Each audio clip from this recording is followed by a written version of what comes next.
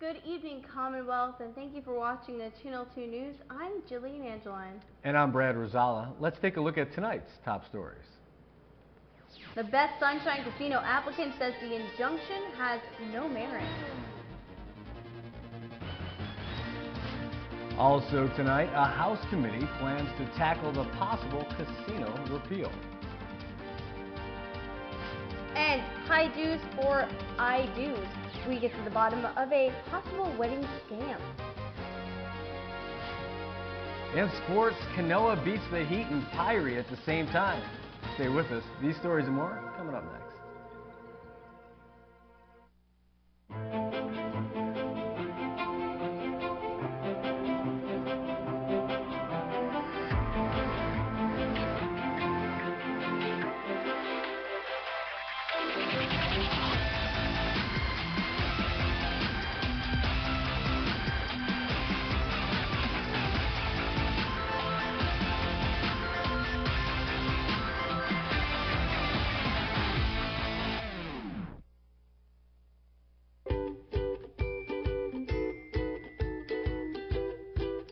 Vinigi PHI Pharmacy in Gofadahi, Tinian Lomo. Our complete line of pharmaceuticals and lowest prices ensure you get the treatment that you deserve. Our compassionate, friendly, multilingual staff will take the time to get to know you, explain your medications to you, and answer any questions that you may have. Ngere eyor sumaye ukalweres ren, kutsu wayor safeye emal ebalisiu lalyamweres. Inumin ang inyong gamot ayon sa inireseta ng inyong doktor at alinsunod sa bilin ng inyong parmasutiko. We accept most insurance, but in case you don't have coverage, we offer cost-effective generic drugs. PHI Pharmacy, your lifelong partner in health. PHI, the pharmacy you can trust.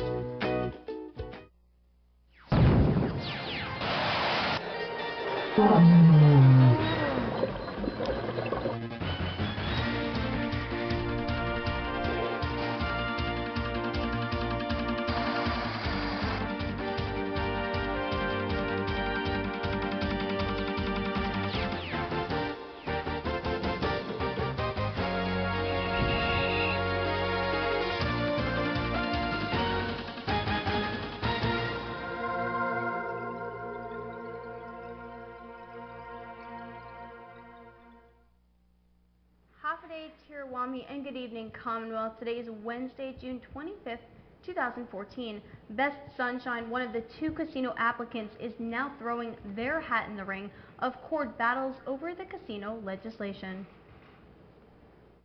Best Sunshine files an emergency motion to dissolve or amend the restraining order. Michael Dotz is the newest lawyer to join the litigation and files the motion electronically on behalf of the casino applicant.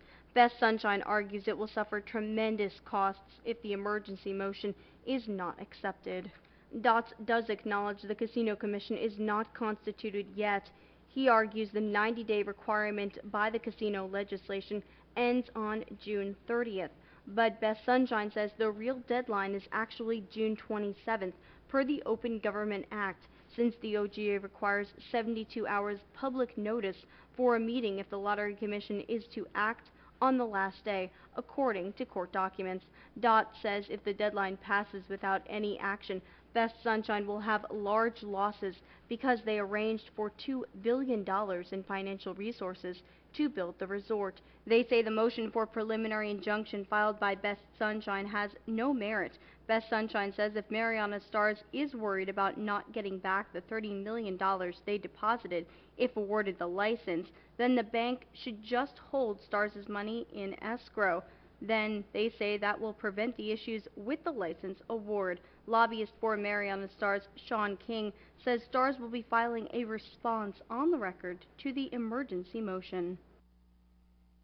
Just before our news deadline, the government files a reply to the injunction motion order by Mariana Stars. We'll have more on this for you Thursday. Lawyer for Best Sunshine, Michael Dotz, discusses the motion. He also addresses the lack of a conflict of interest with the new clients.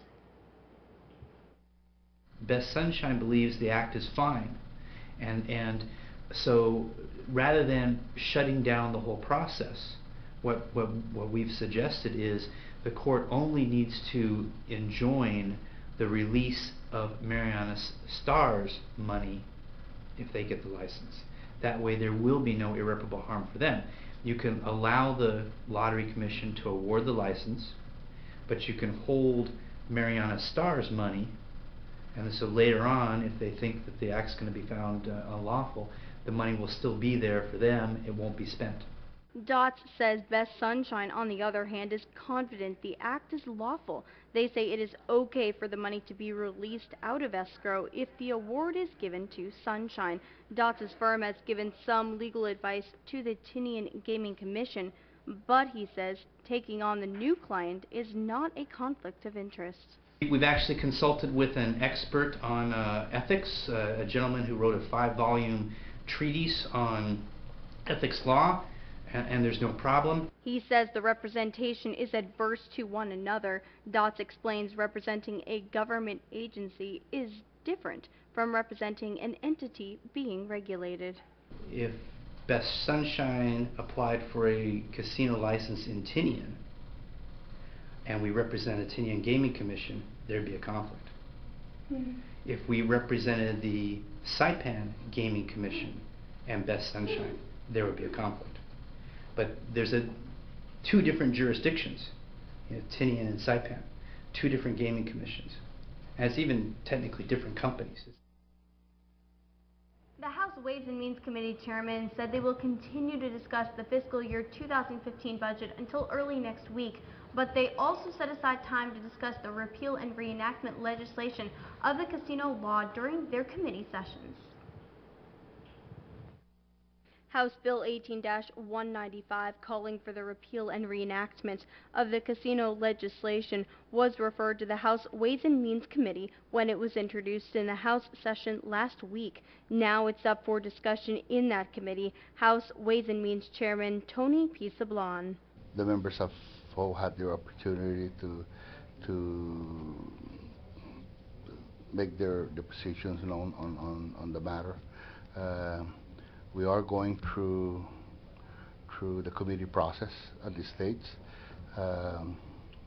What's going to happen after that is going to be what would be determined. Sablan says the committee will develop a report either in support or in rejection of the repeal and reenactment. Then it will be placed back in full House session. I think what will be discussed is the intent of the legislation. And the intent is one of the primary reasons there is that to clarify the position, because it's the position of some of the members that the legislative intent in both the enabling legislation and amending legislation is that the Lottery Commission is empowered to act as the commission pending their confirmation. Sablan says the temporary restraining order on the Lottery Commission and parties, including Governor Eloy Enos, from acting on the casino process will not impact their plans. They will act independent of the court proceedings, but they respect the process. I don't anticipate any judgment from the court stopping the legislature from carrying out its constitutional responsibility. Okay, there's a separation of powers here. Sablan does recognize that the lawsuits do stand. The process may have to stop.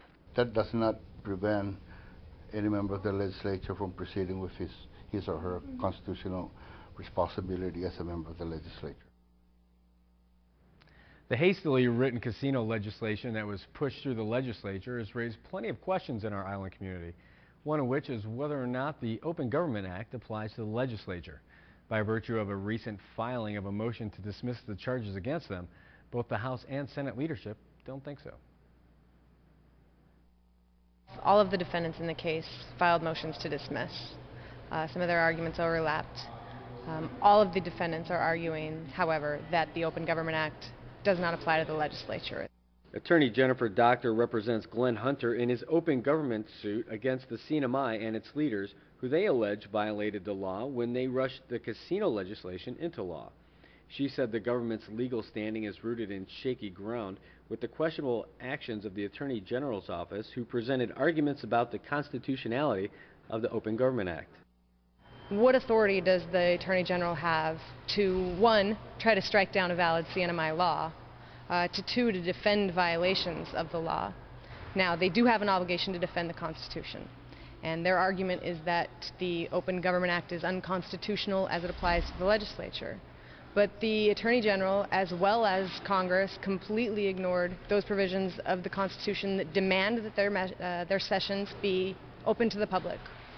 So if you were defending the Constitution honestly and genuinely, that would have to be something that was brought to the attention of the court. Doctor said the CNMI has 6 business days to reply to their motion before the matter will be argued further in a hearing on July 2nd. I expect that hearing to be more of a roadmap, but we're ready to have the merits of this heard. We don't want to delay, we don't want litigation tactics, we want the merits heard. So we're looking forward to the hearing on the motion. We're looking forward to getting past that, because I don't think there's any question that these provisions are harmonious with our Constitution. Doctor said that the heart of this case deals directly with the basic rights and freedoms afforded every citizen under the law. If you could ever say that a law was for the people and by the people, however cliche that might sound, this is the law. The people wrote this law, it's to protect people, and so we're ready to get to the point and get to that. Allegations surfaced that the Saipan mayor's office was overcharging couples for their wedding licenses. Special Assistant to the Mayor of Saipan, Henry Hofschneider, confirmed that the mayor's office has fielded complaints from couples who were charged in excess of $50 for their marriage license fees. KSPN met with Saipan Mayor Marian Tudela and her Special Assistant Henry Hofschneider. Hofschneider said that the mayor's office is aware of the situation. Recently we received similar complaints that the Office of the Governor received, and we're looking into those complaints. Hofschneider said that the mayor's office has already communicated with couples who were overcharged for their marriage licenses. We've called two couples, and we spoke with one last week and one this week about the complaints, and we've gathered information from them. So we're going to continue calling in couples that call in and express the same complaints. We're going to continue gathering information and looking into this, because this is very serious. Hofschneider said that no staffers have been suspended thus far into their investigation. No one has been suspended. As we continue to look into this, employees who work here continue to work here, report to work. Hofschneider said that the marriage section is a relatively small division of the mayor's office that employed only one person until recently. Our marriage section is run by one person, and just recently, about 6 months ago, we hired an employee, and that employee is being cross-trained to cover for that person in the marriage section. When she's not available, then the other employee could cover for her. So there are 2 people now in that section. So the other employee is just helping the employee that was here a long time ago. Neither Hofschneider nor the mayor would identify the employees by name, but KSPN spoke with one couple who said they paid $110 for their marriage license and only dealt with Tina Conception. The couple said that they did not receive receipts for any of the fees submitted to the office. The same couple said they were unaware that they were overcharged and that they simply paid whatever they were told to submit by Conception. The story began to come to light when the couples began to inquire about the fees for their marriage licenses at the governor's office. They came in or they would call and ask if we only charge $50 or we have additional charge or fee to charge them for processing. And we mentioned I would tell them, no, we only charge $50, that's it. Bunyag said that one couple was especially upset to spend over $120 for their marriage license, only to discover that their paperwork was never recorded and their marriage invalid. They only communicate through the phone, and then they came, they didn't sign anything. A marriage was performed, I believe at Kanoa Resort or Chalankanoa Beach Club, It was performed, they didn't sign anything. So Francis told them that that marriage is not legal. And you know, they have to bring it down to court and have it recorded, but since they didn't sign anything, they weren't able to file it. The lack of paperwork coincided with the lack of receipts for the payments submitted to the mayor's office. The mayor's office recently posted signs alerting the public that the office will no longer accept payment for marriage licenses. Hofschneider said that the policy hasn't changed because the mayor's office was never authorized to accept payments. We haven't changed the policy because we're not authorized to receive cash, to take cash payments here. Mayor Tudela put up a sign at the front door and in the marriage section area that we do not take cash here. We don't accept payments here. Payments should be made by the applicant over at the Treasury. Hofschneider said that he wants to speak with anyone who spent more than $50 for their marriage license at the mayor's office. Call me or Mayor Tudela at 234-6208. If you got married here at the office of the mayor of Saipan and you paid more than $50 for the marriage application fee and $10 filing fee over at the recorder's office, then let us know. We'd like you to come in and talk to us right away. Pretty interesting story, Brad. Coming up, a government agency makes good on their delinquent power payments. And we hear more stories about the battle for Saipan and Tinian from the son of a gunner.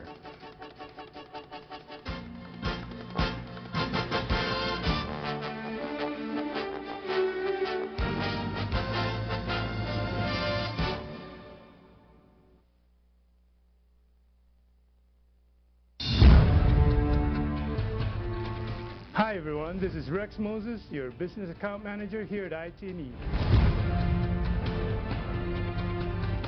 From broadband to business lines and from cellular services to internet connections, IT&E is your #1 choice. Please see me, Rex Moses, for all your business needs at IT&E, Life in Motion.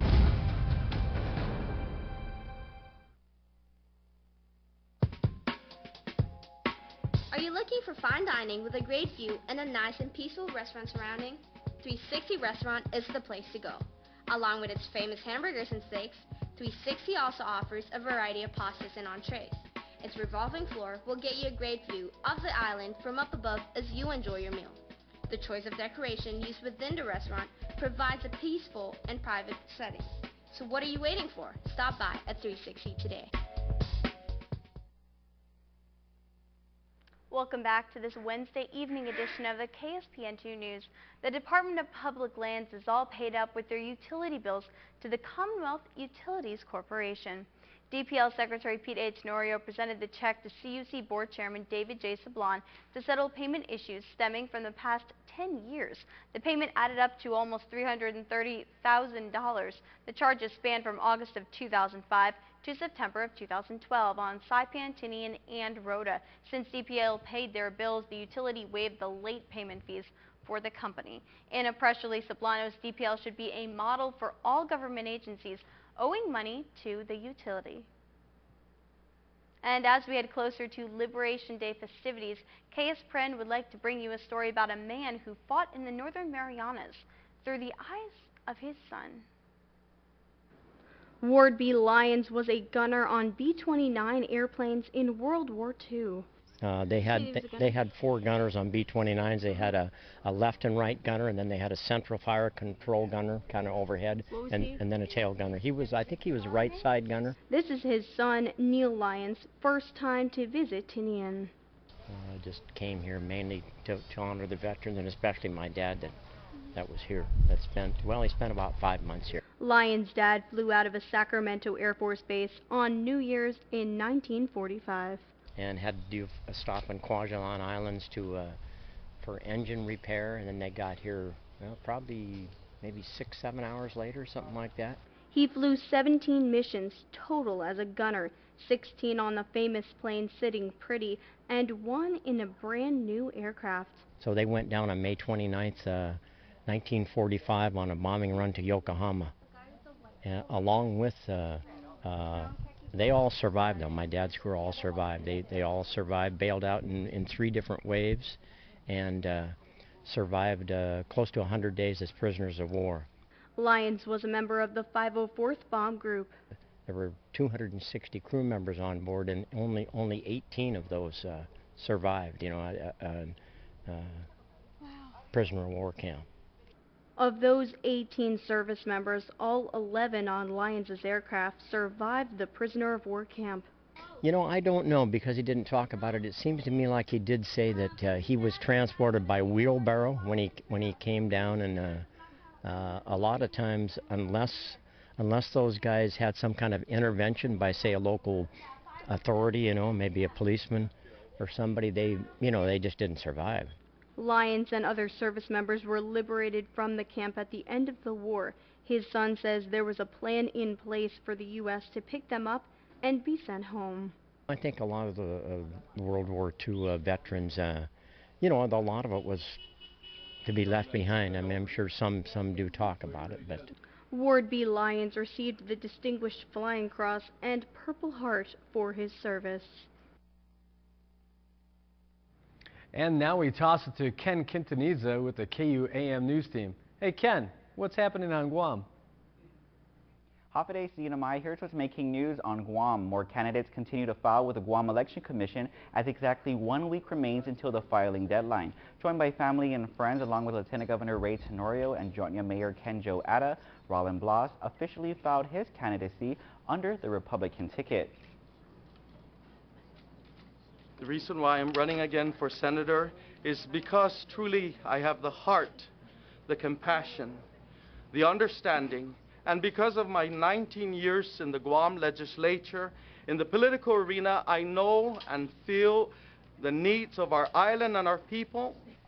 Blas is currently a special assistant to the governor and previously worked as the CAHA Special Project Coordinator and for 8 different senators in the Guam legislature. Blas ran for senator in the 2012 election. He joins 12 other senatorial candidates who have already filed with the GEC. Former Senator Dr. Judy Gutherz also filed her candidacy for senator with the GEC. Gutherz previously served 3 terms in the legislature. After leaving the legislature, she served as a teacher at Untilan Middle School, as an adjunct professor at UOG and GCC. She also currently serves on the Guam Visitors Bureau Board. Gutherz says her agenda focuses on enhancing the quality of life for all of Guam's residents by reducing crime, offsetting utility rate increases, supporting local veterans, and helping improve education, to name a few. Don't be surprised if you see an increase in military aircraft flying over the island skies. 3 squadrons from Cadena Air Base are currently repositioned at Anderson Air Force Base as part of an aviation training relocation, or ATR, mission. According to Newswires, the ATR promotes integration among Pacific Air Forces units in the region, provide off-station training opportunities for the Cadena Air Base units, and strengthen the Air Force's ability to respond to a potential threat in the region. The training is expected to run through mid-July. For more Guam news, log into KUAM.com. Reporting for KSPN2 News, I'm Ken Quintanilla. Thanks for that, Ken.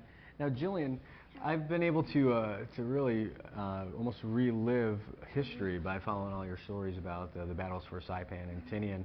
And I've been here for almost 12 years. You know, you've been here for just about a year now, and it seems like you've really picked up a lot of information. Well, I've been able to relive history myself. I mean, I was just talking to Bob earlier, and to learn it in textbooks in high school is so different from actually walking with a World War II veteran on a runway that he himself walked on 75 years ago. And to hear those stories from people who were actually there during World War II, you know, going through the airplane missions and going through the infantry and fighting, you know, for each little section of Saipan, to know that they fought it and they fought for the freedom that we can enjoy today is something that really came alive for me.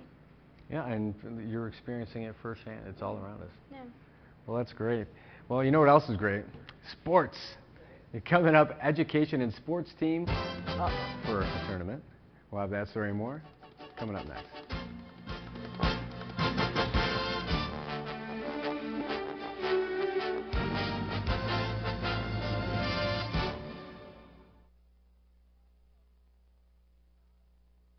I choose to learn everything I can. Share what I'm great at. To live in the fast lane. To do little things that make a big difference. Because who I am now voice for that.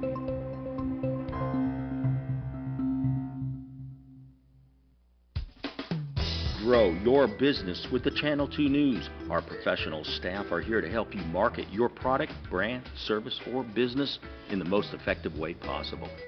Be it state-of-the-art video services, graphics, or animation, we will make sure that you reach your target audience. Flame Tree TV, now in all CNMI hotels and most homes. It's your best marketing tool. Buenas sports fans.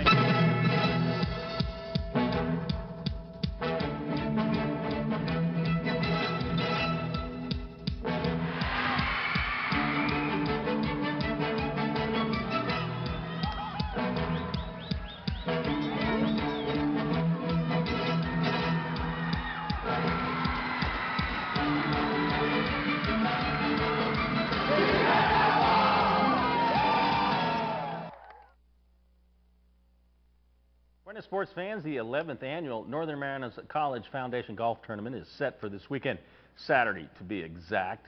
Here's more details.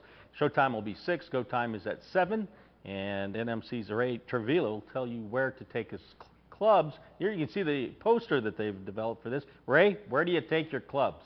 It's going to be our 11th annual tournament, and it's going to be at Laulau Bay Golf Resort, and it's going to take place at the West Course.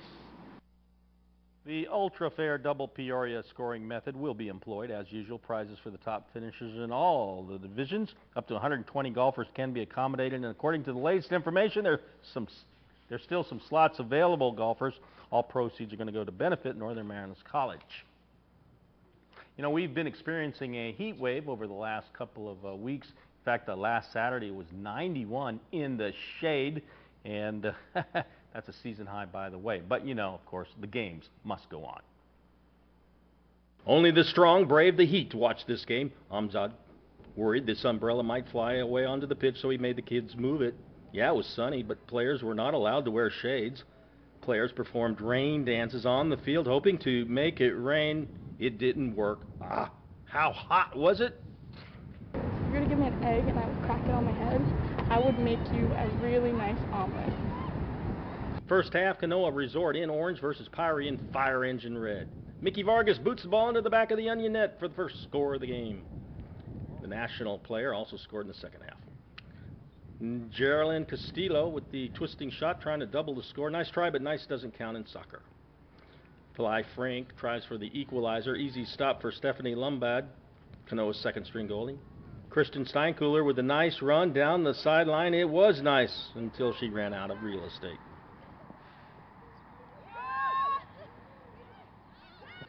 Shauna Brinflick flicks the ball into the goal for Pyrie Football Club. That, however, would be their only score of the game. Stephanie checks out. Lahaina Katsalinen checks in. Pillai with a beautiful pass down the middle to her teammates. It would have been more beautiful if her teammates were there.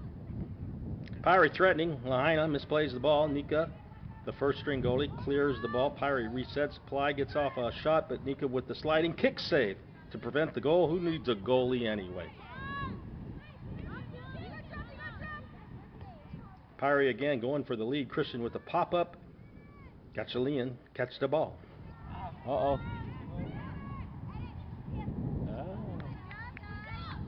Marielle Garrigas with the corner kick, and it goes right off the top of the crossbar. And then seconds later, another crossbar shot.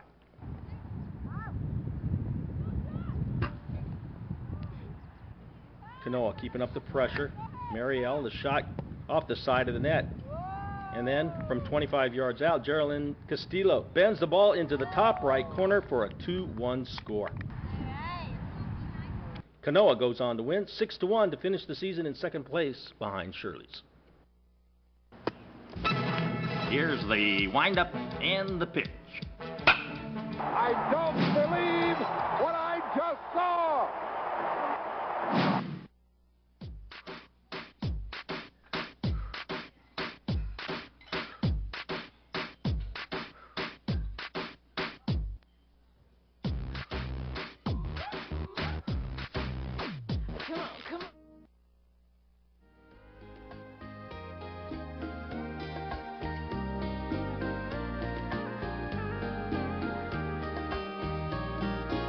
Our heat wave continues. Today's high, 91. That ties the highest of the year. And that's the highest we've ever reported by KSPN weather, by the way.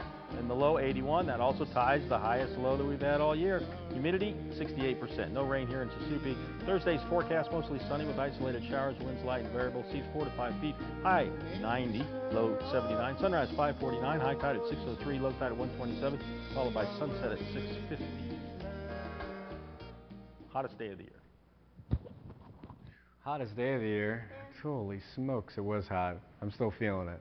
Me too.